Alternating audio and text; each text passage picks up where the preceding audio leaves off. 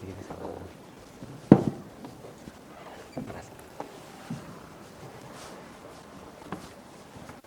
datang Bapak. Terima kasih. Jadi beliau ini adalah seorang praktisi, juga akademisi lulusan luar negeri. Nanti beliau akan mengenalkan sendiri. Tentunya akan membahas tentang peran pemerintah dalam mendukung pemuda sebagai agen reformasi di era disrupsi, dan bagaimana kita sebagai agen pemuda itu untuk bisa mereformasi diri kita sendiri untuk merespon disrupsi-disrupsi yang terjadi. Untuk itu saya persilahkan kepada Pak Wawan untuk bisa menyampaikan kepada kami. Iya.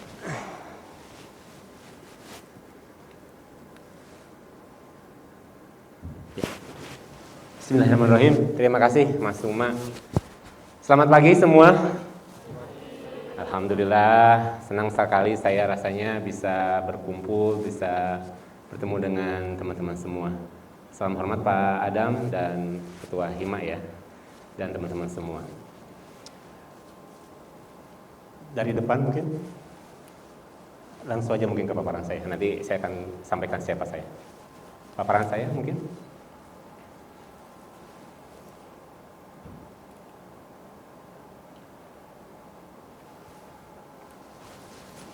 Ya, saya diminta oleh tim panitia untuk menyampaikan apa dan kenapa dan bagaimana cara mengantisipasi disrupsi era ini ya. Nah, sebagai pembuka mungkin teman-teman berpikir 5 tahun kemarin, 5 tahun yang lalu, kepikir nggak sih teman-teman manggil taksi sekarang ini nggak usah pakai telepon. Sekarang teman-teman nggak perlu lagi nonton TV kabel, ya sudah digantikan sama Netflix misalnya gitu. Dan teman-teman misalnya nggak usah perlu ke bank, hanya untuk buka rekening misalnya gitu. Nggak usah datang ke bank hanya untuk buka rekening. Sekarang hanya dengan mobile app aja dengan foto iktp sudah bisa. Ya, next.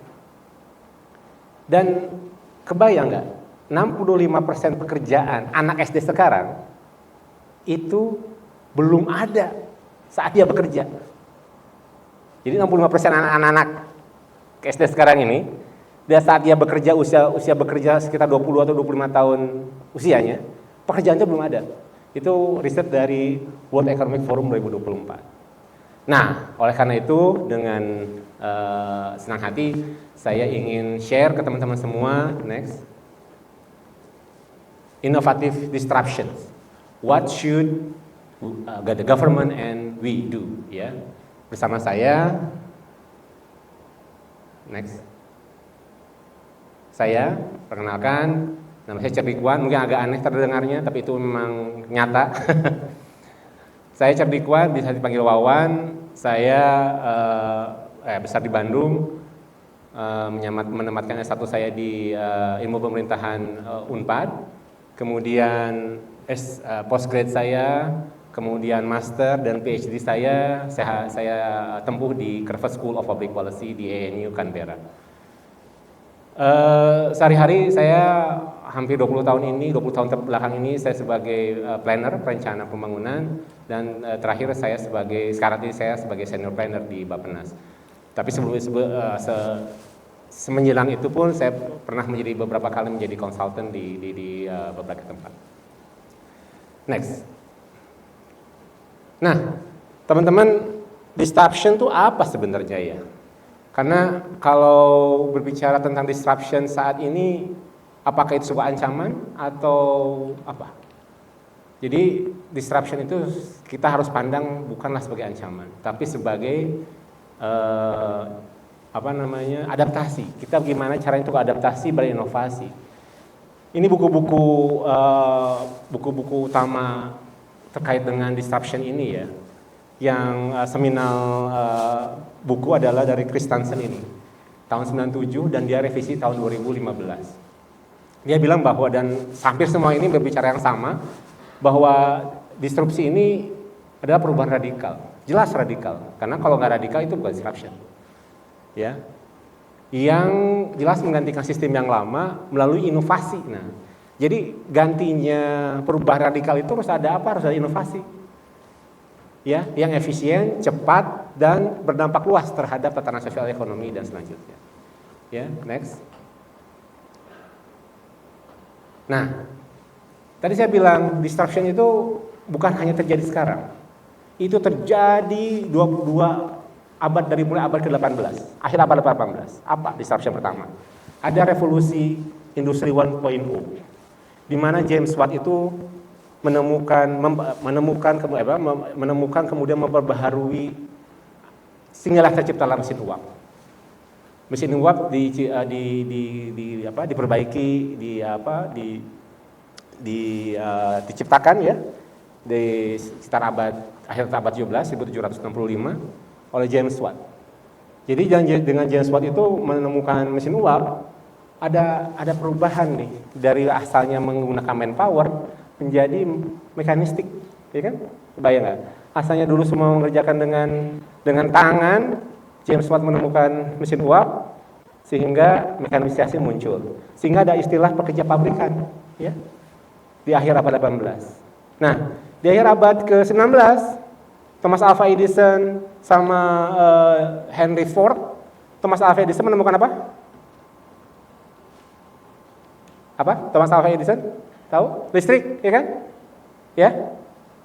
Thomas Alva Edison menemukan listrik, kemudian Henry Ford menemukan apa? Conveyor belt. Jadi Thomas Alva Edison menemukan listrik dan Henry Ford menemukan conveyor belt. Jadi produksi akan lebih cepat kan? Kebayang, ya kan? Di pabrik-pabrik itu. Sehingga ditemukanlah adanya produksi massal, kemudian efisiensi produksi, kemudian urbanisasi, dan akhirnya konsumerisme. Nah, Industri Revolution 3.0 mulai tahun 80-an, 70-an sampai tahun 2000-an, Steve Jobs sama Bill Gates itu menjadi pelopor. Pelopor adanya komputer, elektronik, sama internet di sisi awal. Nah, sekarang kita ada di revolusi industri 4.0. Dan nanti ada memang mungkin tahun depan atau tahun ini, akhir tahun ini juga ada industri revolution 5.0. Nanti saya akan jelaskan di akhirnya. Internet of Things, jadi internet sudah menggunakan mempengaruhi kehidupan kita semua. Kemudian ada big data, cloud, dan terakhir AI. Ya, next. Nah, di era industri revolution 4.0 ada buku yang bagus sekali yang ditulis oleh Christensen 2015. Jadi sekarang disruption itu bukan hanya sekedar perubahan radikal aja. Dijelaskan juga bagaimana perubahan radikal itu terjadi. Dan lucunya setiap model bisnis baru itu menggantikan sekarang bukan hanya sesuatu yang datang begitu saja, tapi proses bisnis itu menggantikan pelaku lama di pasar, ya. Nah, dengan cara apa? Dengan cara dari mulai hal yang kecil, kemudian lebih sederhana, meningkat waktu dan mempengaruhi pola kerja. Next. Nah, saya jelaskan ini. Next. Nah, apa yang teman-teman? Pernah dengar blockbuster? Pernah dengar nggak blockbuster? Mungkin teman-teman masih SD mungkin ya, atau tahun 2000 udah tahun 2000 udah berapa tahun teman-teman? Atau baru lahir malah? Hah? Umur 2 tahun 2000 umur berapa tahun? Kira-kira? Belum lahir ya? Oh, belum lahir. Oke. Oke, tahun 2000 itu media industri hiburan itu dikuasai oleh blockbuster ya. Jadi blockbuster itu dia menyediakan sewa rental film ya, kemudian hanya itu. Dia hanya fokus kepada ada film baru, dia bikin CD ataupun rekamannya dia sewakan ya. Nah, terus tahun dia market value-nya tahun 2000 itu 4,8 juta US dollar ya. Terus datang Netflix nih tahun 2000 ini.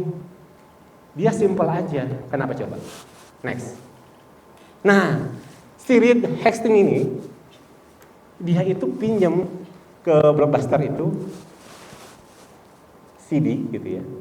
Terus dia itu sebel. Kenapa? Karena dia tuh didenda $40 karena $40 gara-gara terlambat mengembalikan CD-nya gitu.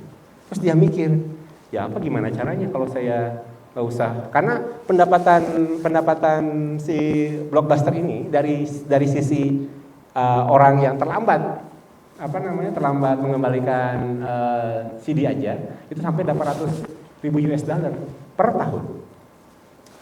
Terus di rating sini juga minta Club Blast, oke deh kalau gitu saya dong kasih investasi dong ke saya dong ke Netflix gitu. Ditolak mentah-mentah sama Blockbuster. Karena nganggapnya nggak mungkin ada sesuatu yang bisa menggantikan Blockbuster. Tapi ternyata 20 tahun kemudian apa yang terjadi? Next. Nah, kebayang nggak? Sekarang teman-teman nonton TV pakai apa? Pakai TV kabel nggak kan? Pakai apa? Netflix ya? Iya. Netflix, pinternya Netflix adalah dia membangkas, tidak ada lagi istilah adalah fine, dan ditambah dengan disruption untuk internet yang masuk yang kencang sehingga Netflix bisa mematikan Blockbuster video, dan sekarang market value-nya hampir $72 billion. Ya. Ini salah satu contoh inovatif disruption yang teman-teman mungkin nanti kita akan bahas lebih lanjut ya. Next. Nah, dari buku Christensen itu saya coba pikir apa sih yang menjadi poin utama sehingga disruption di era revolusi industri 4.0 itu terjadi ya. Nah, saya mengkategorikannya itu menjadi 3 ya. 3 disruption ya. Distorsi teknologi dan ekonomi digital ya. Kemudian kita juga terjadi disruption untuk norma dan nilai. Ya, ini saya jelaskan. Dan terakhir disebutkan tadi juga dengan disruption birokrasi. Ya.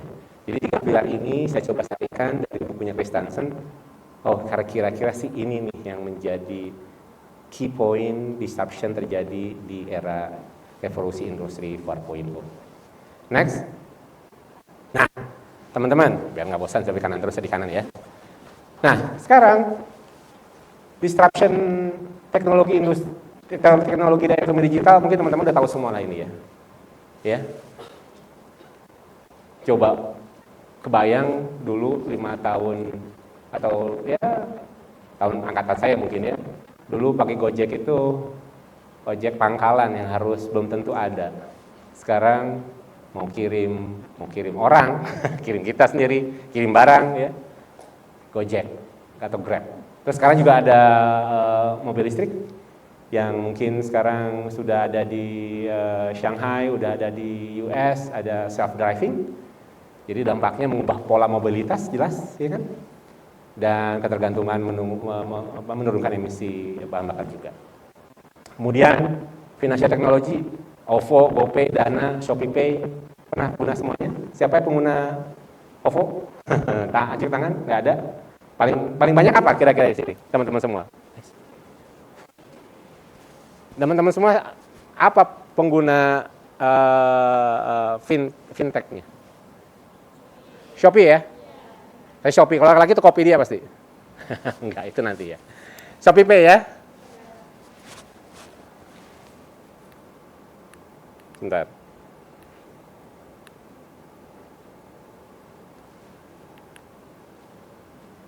Belum nyala ya? Oke, sambil nunggu. Nah, ada fintech ini juga mempengaruhi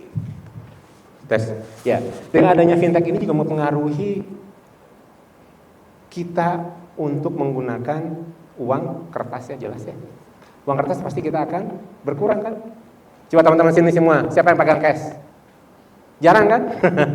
Semuanya pakai kris semua kan, ya kan? Atau GoPay atau OVOPay kan? Dan semua pun merchant-merchant yang di sini pun juga adaptif terhadap hal itu, ya kan? Kripto, Bitcoin, ya jelas kita transaksi sekarang pun tidak menggunakan mata uang, tapi juga dengan kripto. Dan dampaknya apa? Inklusi keuangan meluas sekarang, inklusi keuangannya bukan hanya sekadar hanya urusan dengan bank aja, tapi meluas dengan perkembangan fintech ini. Terus AI. Nah, ini pasti teman-teman mahasiswa juga paling seneng ya dengan adanya AI, jelas dong, ya. Ya nggak? Oh, kebantu banget ya untuk riset ya. Nyari pertanyaan jawaban dari dosen aja, langsung tanya kan? Ya kan? Tapi masalah ini saya jelaskan gimana caranya prompting yang benar, ya kan? Oke. Terus chatbot. Sekarang pelayanan pemerintah juga atau pelayanan apapun juga banyak melakukan chatbot. Automatic reply, ya kan? Nah, terus ya dampaknya efisiensi meningkat, ada otomatisasi, cuman sekarang juga kita harus concern dengan cara penggunaan AI-nya ya. Mungkin teman-teman di UNER juga sudah tahu bagaimana protokol menggunakan AI dengan baik, ya kan? Oke. Tokopedia, Shopee, jelas kayaknya perempuan lebih senang ke Shopee, laki-laki banyak ke Tokopedia. Itu kenapa? Saya juga nggak ngerti, tapi Tokopedia pun mengiyakan seperti itu. Dampaknya perdagangan tanpa batas, efisien dan kompetitif jelas. Dan terakhir ya saya bilang ada Netflix, Spotify dan YouTube, munculkan juga banyak konten kreator, hiburan menjadi on demand, menggeser industri bioskop dan media cetak. Next. Nah, disrupsi yang kedua, saya bilang tadi, teknologi membawa disrupsi lanjutan yaitu norma dan budaya. Sekarang ada pergeseran ruang privasi dan publik, teman-teman. Ada fear of missing out, ada FOMO. Kadang-kadang kita tuh ambigu ya, hal-hal yang menurut pribadi, tapi ada kesenangan untuk share di mana? Instagram, ya kan? Ya. Kadang-kadang ada kepuasan tersendiri. Aduh, aku dapat like ini 10, nambah lagi 20, nambah lagi 50, nambah lagi 100 gitu. Ada kepuasan sendiri gitu. Nah, pola-pola perubahan inilah yang nanti kita harus sikapi ya. Gimana cara menyikapi itu supaya kita lebih puas. Ya. Terus juga berita bohong sama hoax. Jadi ada penelitian dari Transparansi Internasional bahwa 65% orang kecenderungan untuk mem-forward sesuatu tanpa mengecek dahulu. Terutama di WA keluarga ya. Banyak-banyak om tante kirim-kirim WA, kirim-kirim ini yang nggak dicek bener atau enggaknya kan, coba share aja gitu kan. Ya memang 64% kecenderungan orang untuk mem-forward sesuatu tanpa dia cross-check dahulu. Kemudian accountability-nya. Sanksi sosial sekarang itu ada lagi sanksi maya. Sanksi sosial, sanksi dunia nyata sama sanksi real itu beda 180 derajat. Ya kan? Kerasa nggak? Sekarang bullying itu, verbal itu bukan hanya tatap muka, tapi dengan jempol, 2 jempol ini yang cukup juga membuat kita resah, ya kan? Ya kan? Ya. Terus juga sekarang tuh orang cenderung individualis, menarik diri sendiri, saya udahlah scrolling aja di kamar sendiri gitu. Nggak ada interaksi lagi gitu. Ya. Terus terakhir jelas ada budaya kerja fleksibel, nggak perlu kantor. Makanya sekarang muncul banyak co-working space, ya kan? Freelancer, content creator. Ya mungkin freelancer sama content creator zaman saya SD nggak kepikir ini ada pekerjaan seperti ini. Mungkin itu hal yang sama. Anak SD sekarang 20 tahun kemudian belum tentu ada pekerjaan yang kayak gini. Mungkin apa nggak tahu, ya kan? Bayang nggak? Itu disruption yang signifikan, ya kan? Kemudian juga standarisasi gaya konsumsi, itu juga pengaruh. Topoki misalnya gitu. Memang kepikir topoki gara-gara apa? Gara-gara K-pop, gara-gara drakor, ya kan? Coba. Itu disruption yang menurut kita nggak sadar, tapi itu terjadi gitu. Disruption itu, ya kan? Oke, ini terkait dengan norma sama budaya. Next. Nah, disrupsi birokrasi juga harus move on dong. Jangan red tape birokrasi terus gitu. Walaupun memang ada, pasti ada. Gimana pun juga di negara maju, di negara berkembang, red tape birokrasi tetap ada. Tapi sekarang birokrasi 4.0 juga sudah mulai move on dengan adanya e-government, kemudian ada layanan chatbot, integrasi data dan smart city ya. Surabaya sudah punya nih, keren ya. Next. Nah, sebelumnya? Nah, sebentar, saya boleh minum dulu ya.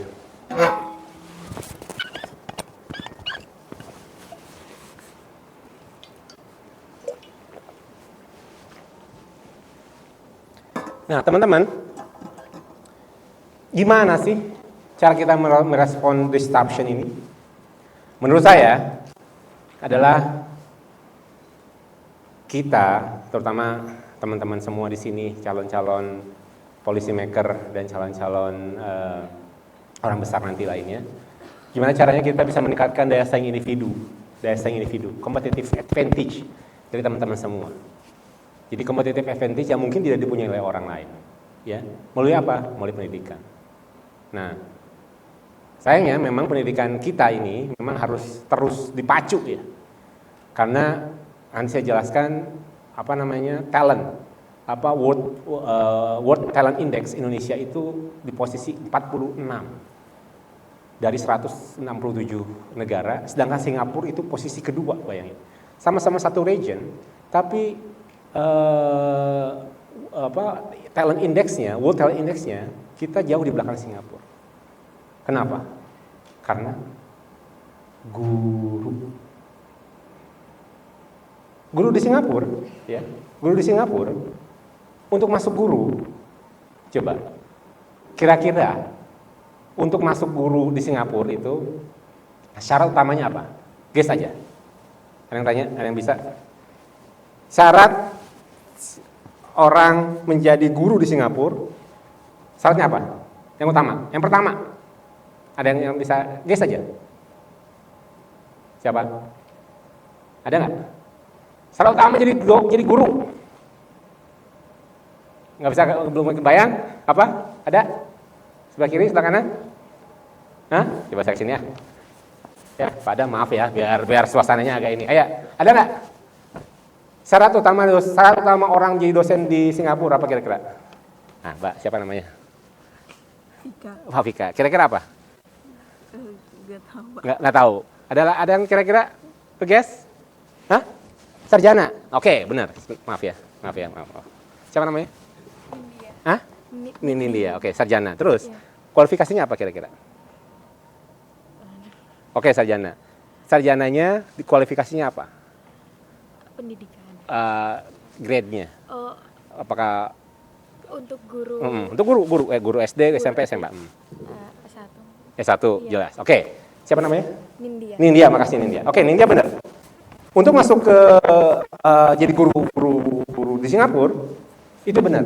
Harus posisinya sarjana. Tapi sarjananya itu harus top percentile. Minimal 2% terbaik. Coba teman-teman bayangin. Kalau kita di sini misalnya gitu ya. Saya lihat nih Suma ini tadi prestasinya asik banget ya. Prestasi di sini, Suma ini prestasi apa? Mahasiswa terbaik ya. Ya kan? Nah, orang-orang kayak gini yang Suma ini yang dicari di Singapura. Karena Singapura, Korea, China itu menjadi guru adalah top percentile. Top percentile dari setiap angkatan itu di-privilege untuk menjadi guru. Dan menjadi guru adalah suatu hal yang membanggakan. Gitu. Itu bedanya Singapura sama kita. Ya, kita nggak usah bahas gimana kita, tapi kita teman-teman semua tahu kan. Nah, terus kompensasi di Singapura untuk menjadi guru first entry aja itu per bulannya setarakan dengan rupiah itu adalah 60 juta. Memang GDP kita memang mungkin masih di bawah Singapura, tapi attention pemerintah Singapura untuk mencari guru terbaik adalah dengan memberikan kompensasi yang luar biasa. Gitu. Terus yang ketiga apa? Kurikulum di Singapura kalau kita evolving terus kurikulumnya berdasarkan perubahan rezim dan menteri di Singapura tuh memang mirip sama kita. Ada kayak dulu misalnya kayak Indonesia kurikulum merdeka. Jadi guru itu diperkenankan untuk introduce bahan ajar yang menyesuaikan dengan perkembangan zaman. Gitu. Kayak AI itu sudah diintroduce di Singapura itu 3-4 tahun yang lalu oleh guru-guru di sana. Gitu. No wonder hasil lulusannya ya dicari orang. Gitu ya. Itu yang menyebabkan talent award, talent index posisi kedua dari 167 di dunia. Kita di posisi 46. Ya. Kita memang ada masalah di pendidikannya nih. Tapi kita jangan kecil hati. Next. Nah, teman-teman semua, inilah teman-teman semua ini. Angka partisipasi kasar APK perguruan tinggi. Nah ini teman-teman semua yang ada di depan saya ini. Nah, APK ini membandingkan ini di Indonesia ya. Maaf itu saya salah tulis, bukannya World Pintarus BPS. Nah, APK ini adalah merupakan perbandingan antara jumlah mahasiswa yang ada teman-teman di sini dibandingkan dengan jumlah penduduk usia sekolah, ya usia sekolah kayak kita, 19 sampai 23 tahun dalam persentase. Nah, trennya tahun 2020 itu masih 30%-an nih. Komposisi proporsi teman-teman di sini dibagi dengan jumlah penduduk yang usia yang sama. Ya. 2024 naik sekarang 32%. Nah, direncanakan tahun 2045 saat generasi emas, komposisi APK perguruan tinggi teman-teman sini semua adalah 60%. Ya. Tapi nih, kita lihat lagi. Untuk 2024 komparasi APK perguruan tinggi, Singapura aja langsung posisi 91%. Jadi isinya orang kuliah semua ya. Ya kan? Kita masih ya di 32%. Nah, data BPS menunjukkan dari tahun 2024 itu usia pelajar itu usia 15 sampai 24 dari mulai SMA sampai perguruan tinggi itu ada 44 juta. Ya. Nah, menariknya 9,9 juta ya itu unemployment. Jadi tidak kuliah, tidak training, dan tidak juga sekolah. Not in employment, education, and training. Gitu. Nah teman-teman, ternyata ada 452.000 orang itu lulusan S1, S2, dan S3 yang unemployment. Nah ini kan tricky ya. Udah kita susah-susah sekolah, sudah kita susah-susah belajar, bikin seminar seperti ini, kenapa pas masuk lapangan kerja kita nggak mismatch nih, nggak masuk nih. Next. Nah, ini yang coba pemerintah lakukan nih. Saya coba menarik satu angle aja dari sisi pendidikan melalui pendidikan tinggi, terutama providing beasiswa. Ya. Nah, dengan adanya beasiswa ini diharapkan angka putus sekolah, terus eager anak-anak SMA untuk lanjut sekolah itu akan lebih tinggi, ya kan? Jelas. Mungkin ada teman-teman di sini semua yang bagian dari beasiswa undergrad, ada? Ada nggak? Nggak ada ya? Nggak ada.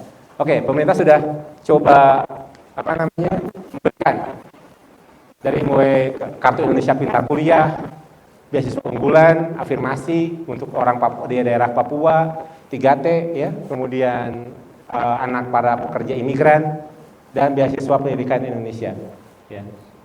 Nah, top postgrad sendiri ya ada 55.000 orang sekarang yang sudah selesai sekolah dengan biaya LPDP dan sedang sekolah dengan biaya LPDP. Ya. LPDP punya endowment fund hampir 154 triliun, yaitu terus berputar. Harus pulang ke Indonesia, bangun negeri, gitu ya kan? Nah, pemerintah sekarang sudah berpikir bahwa sekarang bukan lagi zamannya brain drain, bukan lagi zamannya harus di sini. Gitu. Selama dia tinggal di luar, menjadi diaspora, jadilah brain collaboration. Jadi walaupun makanya sekarang LPDP diperbolehkan untuk yang sudah lulus S2, atau lulus S3 boleh tinggal di daerah di negara tersebut 2 tahun dan boleh diperpanjang. Ya. Next. Nah, tadi saya bilang World Talent Ranking nih. Indonesia di peringkat 46, Singapura di peringkat kedua. Nah, sebetulnya kita punya juga nih manajemen talenta nasional. Mungkin Pak Adab juga tahu ya Pak, manajemen talenta nasional ya Pak. Nah, masalahnya manajemen talenta Indonesia ini bukan ada masalah, cuman perlu lebih disinkronkan dengan dunia industri. Jadi manajemen talenta nasional ini basis data orang-orang yang punya pertama pendidikan, ya, pengalaman pekerjaan dan keahlian. Tapi keahlian itu juga kadang-kadang suka tidak match dengan dunia industri. Jadi kayak istilahnya tuh pool talent gitu. Nanti siapa yang butuh tinggal cari di pool talent ini gitu. Tapi masalahnya pool talent ini juga tidak disinkronkan dengan dunia industri. Itulah makanya kenapa masih banyak terdapat pengangguran, unemployment di teman-teman setelah menyelesaikan pendidikannya ya. Gitu. Nah, seperti Tommy Firman itu profesor di ITB yang menjadi salah satu top 2 scientist ya, yang masuk ilmuwan 2% ya terbaik dunia ya. Next.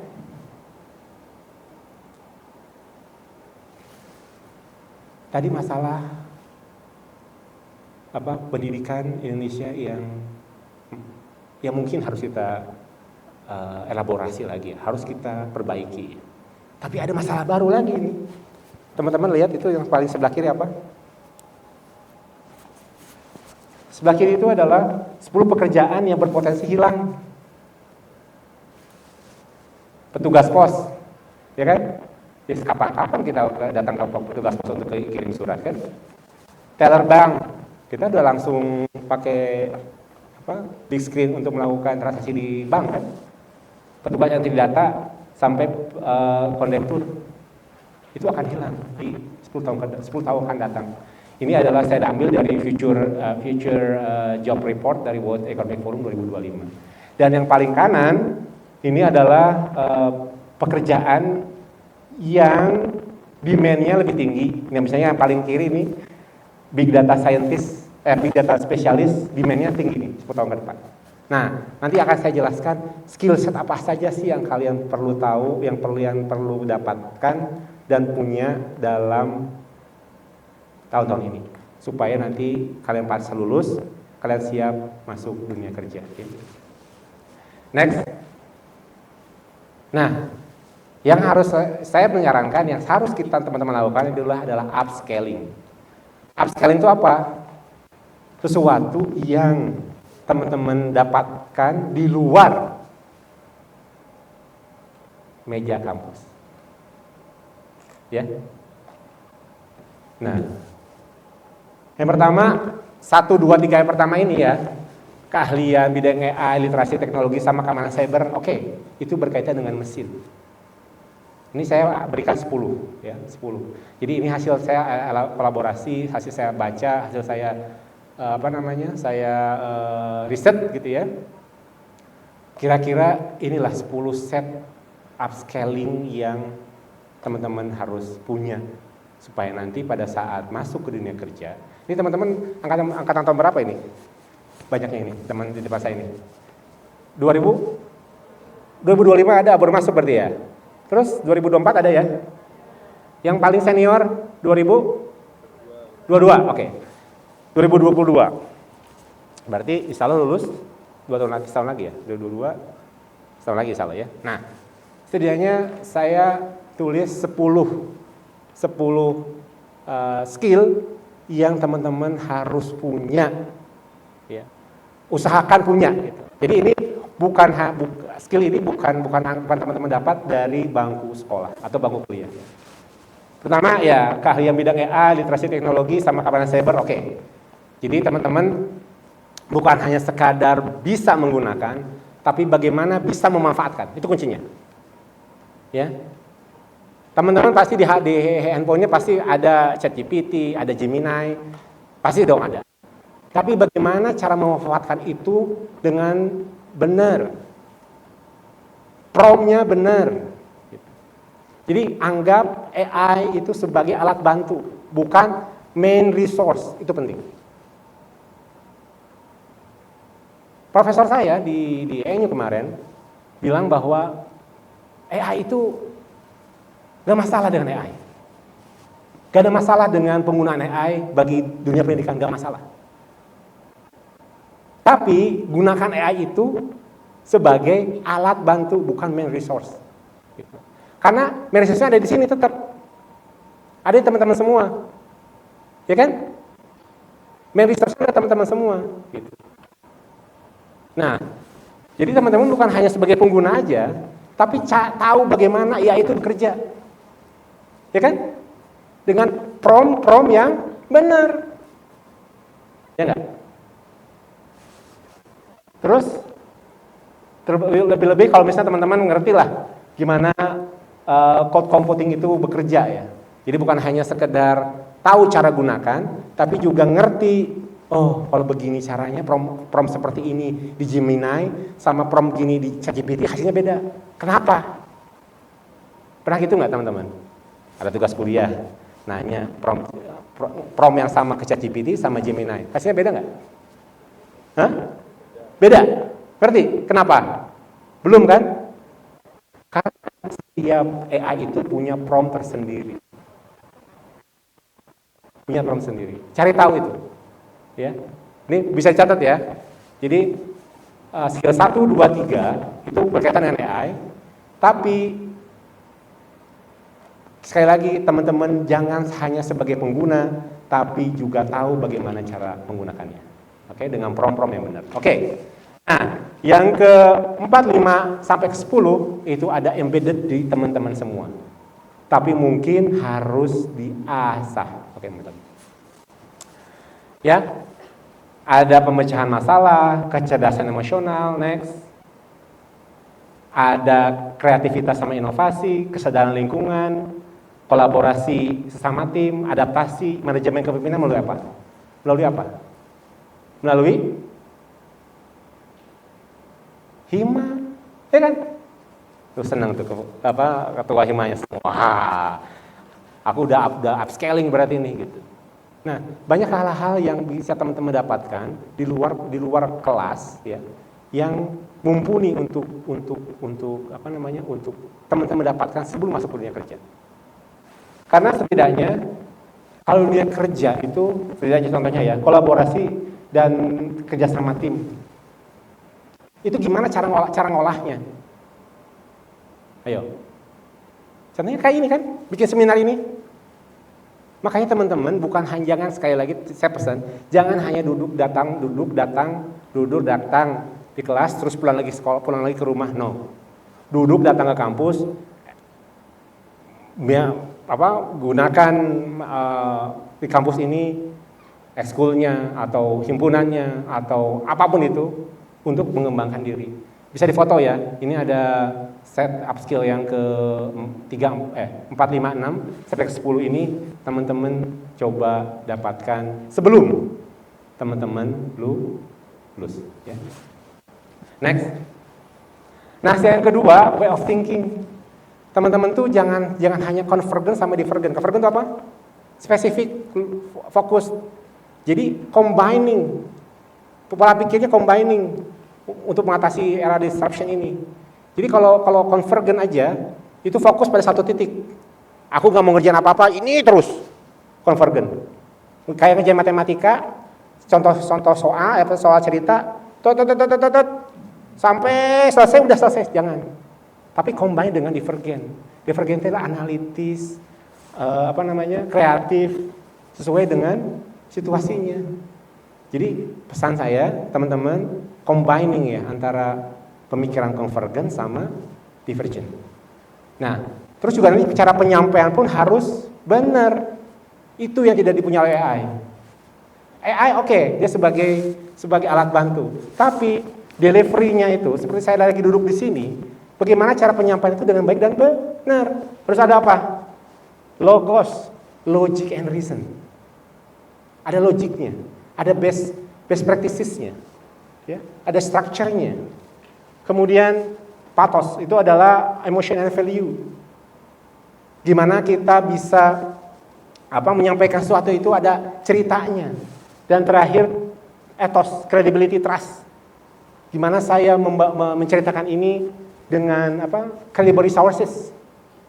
Seperti yang seperti tadi saya contohkan, ya. Jadi upscaling-nya benar, way of thinking-nya benar, dan cara penyampaiannya benar. Sukses, ya kan? Oke, next. Simpulan. Responsif, adaptif, transformatif, ya. Dengan tadi yang saya bilang, mekanismenya sudah ada, tinggal kita teman-teman upscaling didukung oleh pemerintah, ya, dengan penyediaan beasiswa, insya Allah, ya, masa depan teman-teman cerah, ya. Terus juga, saya menyampaikan konsep human centered technology, artinya manusia dan mesin itu bekerja berdampingan. Tadi saya bilang, mesin itu sebagai apa? Alat bantu, bukan main resources. Kita sebagai main resources-nya, memanfaatkan dengan prompting yang benar. Oke. Nah, terakhir, next. Jangan takut, ya, sama perubahan. Takutlah jika berhenti belajar. Karena learning agility adalah kuncinya, ya. Itu mungkin sedikit yang saya sampaikan. Terima kasih atas waktunya, terima kasih atas perhatiannya. Wabillahi taufiq wal hidayah. Wassalamualaikum warahmatullahi wabarakatuh.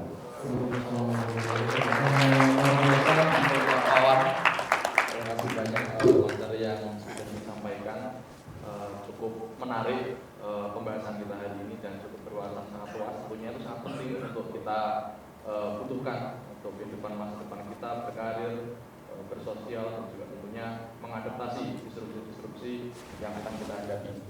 Nanti saya akan memberikan kesempatan kepada teman-teman